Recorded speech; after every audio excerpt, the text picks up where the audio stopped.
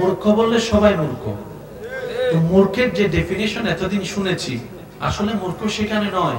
আসল মূর্খকে যে আপন সৃষ্টিকর্তাকে না চিনে কবরে গিয়েছে। কথা বলেন, কথা বলেন। যে আপন স্রষ্টাকে চিনার মতো চিনে নাই, রাজি করার মতো করতে জানে নাই, আসল মূর্খ সেই ব্যক্তি। কথা বলেন ঠিক কি না? আর না হয় সবাই আপন আপন জায়গায় আপন আপন জ্ঞানে বিশেষত। একটু জোরে বলি না সুবহানাল্লাহ। এবার আসুন আমার ভাইয়েরা, কি বলছিলাম, একটা হচ্ছে জানা, একটা হচ্ছে বুঝা। নামাজ আল্লাহ এবং বান্দার মাঝখানে একটা প্রেমের সেতু। সেতুর এই পারে বান্দা, ওই পারে আল্লাহর রহমত। যে মাঝখানে যেই ডিসকানেক্টকে কানেক্ট করে, এটার নাম সালাত। এটার নাম কি? সালাত। একটু জোরে বলে, এটার নাম কি? সালাত। এই সালাতে যাওয়ার আগে আপনাকে আমাকে কি করতে হয়? ওযু করতে হয়। সবাই একটু বললে আমি খুশি হব। কি করতে হয়? ওযুর মধ্যে ফাগসিলু উজুহাকুম, যে চারটি ফরজ, ফরজ করার আগে নবীর সুন্নাত আদায় করতে হয়। সুন্নাত মানে নবী, ফরজ মানে আল্লাহ। সময় সংক্ষিপ্ত। সুন্নাত মানে নবী, ফরজ মানে আল্লাহ। ওযু করার আগে নবীর সুন্নাত, নবীর সুন্নাত শেষ হওয়ার পরে রব বলে যে এটা আমার কর, আমারটা শুরু কর। সুবহানাল্লাহ। ঠিক একই সিস্টেমটা আপনি নামাজে যান। ফজরের নামাজ 4 রাকাত, 2 রাকাত সুন্নাত আগে, 2 রাকাত ফরজ পরে। সুবহানাল্লাহ একটু।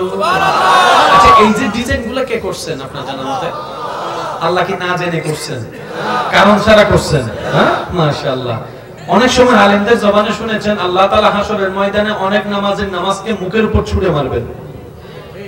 তো যাদের নামাজ মুখে ছুঁড়ে মারবেন, উনিও তো জান্নাত পাওয়ার আশায় নামাজটা পড়েছিলেন, যেমন আপনি আমি পড়ছি। এখন আপনার নামাজ, আমার নামাজ কি ওই নামাজের তলে চলে গেল কিনা সেটাও তো একটু দেখতে হবে। কারণ সেখানে গিয়ে যদি দেখি ফিরে আসার তো ব্যাক গিয়ার দেওয়ার কোনো সুযোগ নাই। একটু মেহেরবানি, আমি সবার মনোযোগ চাচ্ছি, সবার মনোযোগ চাচ্ছি।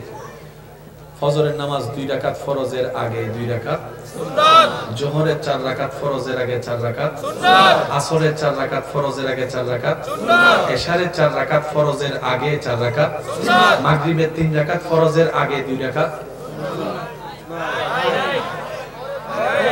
প্রত্যেক ওয়াক্তে সুন্নাত আগে, একটা ওয়াক্তে আল্লাহ সুন্নাত আগে রাখে নাই। সুবহানাল্লাহ। ফুল ভলিউম সুবহানাল্লাহ। আর একটু জোরে সুবহানাল্লাহ। এবার আসেন, ফজরের নামাজ জোর না বেজোর? জোর। যোহরের নামাজ, জোর। আসরের নামাজ, জোর। এশারের নামাজ, জোর। মাগরিবের নামাজ, বেজোর। বেজোর।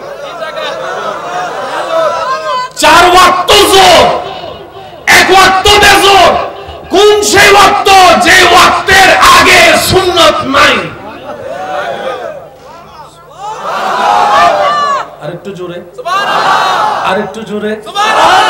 রুকুতে আজিম, সিজদায়ে আলা। আজিমও তো রবের, আলাও তো রবের। রুকুতে আজিম হলো কেন, সিজদায় কেন হলো আলা? সুবহানাল্লাহ। আরো জোরে, আরো জোরে, আরো জোরে। মাইকের আওয়াজ এই মুহূর্তে যত দূর যাচ্ছে, যে যেখান থেকে শুনতে পাচ্ছেন, গভীর মনোযোগ। বুঝ যদি ভালো না হয়, যেটাকে আন্ডারস্ট্যান্ডিং বলে আর কি, বুঝ না হলে সংসার, সংসার, ব্যবসা, চাকরি, জমিন, চাষাবাদ, সার আছে বললে বাবার দিন না সার লব মার, বুঝতে হবে তো লবণ কতটুক আর সার কতটুক। কথা বলেন ঠিক কিনা?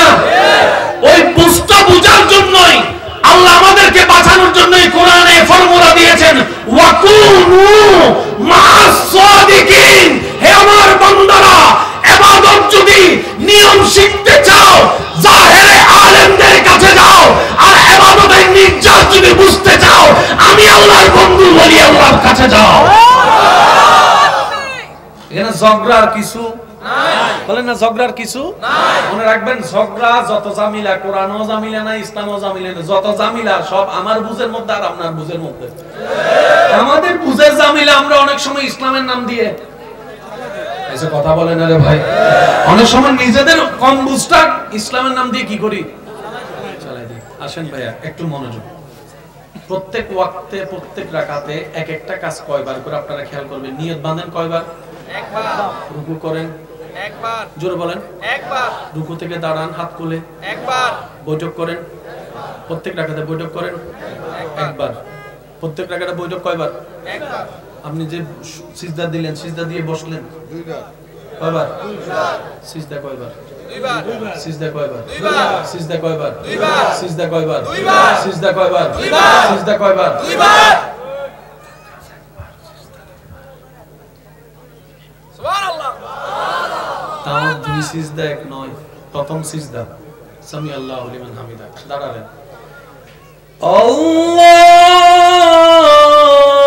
আল্লাহু আকবার, সুবহানাল্লাহ। ডাইরেক্ট দ্বিতীয় সিজদা আল্লাহু আকবার, বসলেন আল্লাহু আকবার। প্রথম সিজদা দাঁড়ানো থেকে ডাইরেক্ট, দ্বিতীয় সিজদা বৈঠক থেকে সিজদা। আমি কি বুঝাতে পারছি? সেজন্য সফলতা যদি চান দুনিয়া এবং আখিরাতে, একটা আবদার করে কথা বলেছে। কারণ আমাদের বেশিরভাগ যতটুকু আমল যারাই করছি, যতটুকুই করছি, আমরা নিজেদের আমল নিজেরাই ধ্বংস করে ফেলি, অন্যের নামে গীবত করে করে, অন্যের নামে দোষ খুঁজতে খুঁজতে। ওয়াইলুল লিকুল্লি হুমাযাতিল লুমাযা। আমাদের সবচেয়ে বড় দুশমন হচ্ছে, একটু জোরে বলি না, সেজন্য নবী বলেছেন কুফা হাযা, এটাকে একটু কন্ট্রোল করার চেষ্টা করো। সেজন্য মনে রাখবেন, দোষ ধরবেন নিজের, অন্যের করবেন প্রশংসা। সুবহানাল্লাহ বলবেন না? দোষ ধরবেন নিজের, অন্যের করবেন প্রশংসা। আপনি আল্লাহর বান্দার দোষ গোপন করবেন, ওই বান্দার রব আপনার দোষকে গোপন করে রাখবে। সুবহানাল্লাহ। আপনি আল্লাহর বান্দার মুখে হাসি ফুটান, ওই বান্দার আল্লাহ আপনার জীবনে হাসি ফুটাবে। আপনি আল্লাহর বান্দার জীবন সহজ করেন, ওই বান্দার আল্লাহ আপনার জীবনকে সহজ করবে। আপনি অন্যের জীবনকে আনন্দময় করেন, ওনার আল্লাহ খুশি হলে আপনাকে জান্নাতের ঘরে আনন্দ দান করে দিবেন।